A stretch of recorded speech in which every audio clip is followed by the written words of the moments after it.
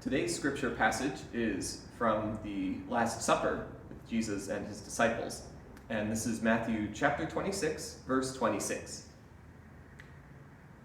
While they were eating, Jesus took a loaf of bread, and after blessing it, he broke it, gave it to the disciples, and said, "Take, eat, this is my body." Now, it's one verse, but this verse has great importance for our worship and the worship of Christians around the world, because it talks about communion. And some Christians believe that the bread and the wine don't really change, nothing really physically happens, but it's simply a symbol. Jesus was just using a metaphor for his death on the cross. Others, like Lutherans, believe that Jesus is really truly present in the bread and wine, but we don't know exactly how this comes about, and we don't really define it in any way. And some, like the Catholic Church, have a particular explanation. In the Catholic Church, that is transubstantiation. Hard word to say. But regardless of what we believe in terms of the bread and the wine in communion, Jesus doesn't just come to us in bread and wine in communion. He comes to us through people we meet in our day-to-day lives.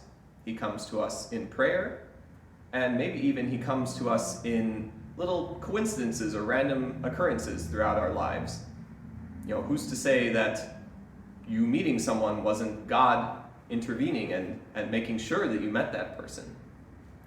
So as we continue to journey through Lent, I think it might be good to reflect on our daily lives in prayer, in thinking, and think about what God might be trying to tell us, or how God might be coming to us in our day-to-day lives, not just in worship on Sundays, but in every day.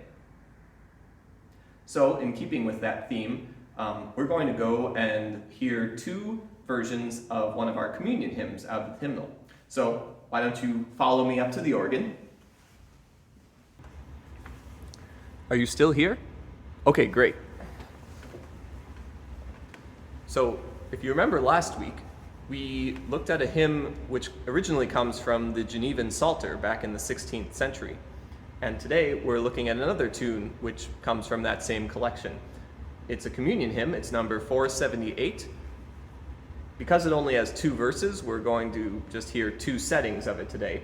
The first one is pretty straightforward. It's what we call homophonic, which is just a fancy word to say that all the musical parts move at the same time.